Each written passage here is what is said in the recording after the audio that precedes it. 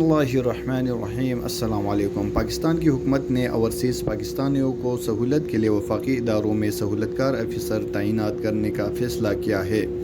بدھ کو وزیر اعظم کے دفتر سے جاری ہونے والی پریس ریلیز میں بتایا گیا ہے کہ وفاقی ڈویژن میں 39 سہولت کار افسران تعینات کیا جائے گا۔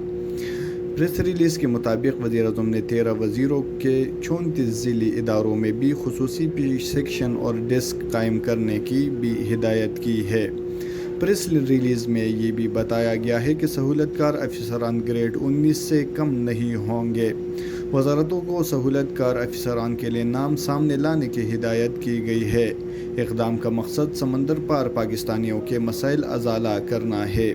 اداروں کو ہدایت کی گئی ہے کہ 31 روز میں کارروائی مکمل کر کے رپورٹ دی جائے گی۔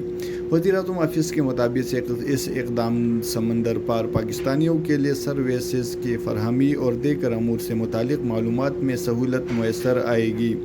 وزیر اعظم آفس کی جانب سے وزارت خارجہ اوورسیز پاکستانی اور اطلاعات کی و نشریات کو بھی ہدایت کی گئی ہے کہ وہ اپنے طور پر بھی سمندر پار پاکستانیوں کی سہولت کو فراہمی کے ساتھ ساتھ اس حوالے سے آگاہی بھی فراہم کریں۔